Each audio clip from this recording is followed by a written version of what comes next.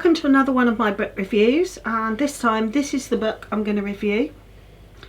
It's called Eve of Man by Giovanna and Tom Fletcher. Really clever name. Does it mean the Eve as in the evening time for man? The main character, unsurprisingly, is called Eve.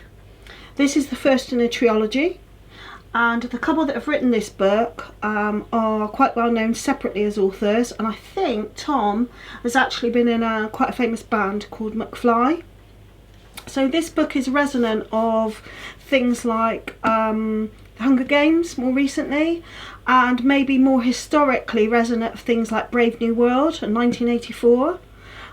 It's kind of about a futuristic world, and there's lots of deception. Just to set a bit of the scene for you, no girls have been born for 50 years. Girls just stopped being born. All the babies are men. And obviously, if you think about what that actually means, I mean, sooner or later the human race would die out, as it would if either gender no longer existed.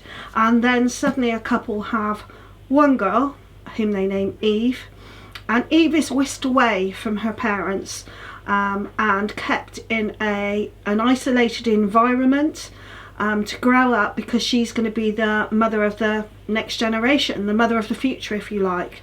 And she's brought up to know that her job, as soon as she reaches 16, is to have babies, hopefully girls. And 3 men or young boys are chosen as potential partners. They match up good DNA to produce the best possible human girls they can.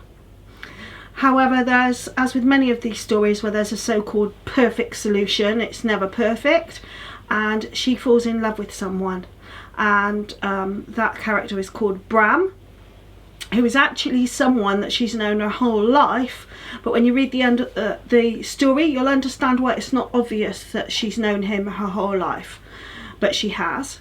And the story really ends, this book, the first one, ends with her starting out on a journey towards freedom. Her sort of world and all her belief system starts to crash around her as she realises she's been lied to.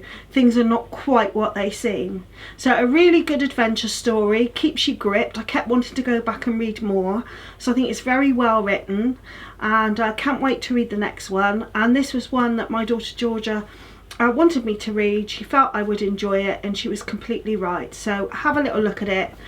Giovanna and Tom Fletcher, Eve of Man.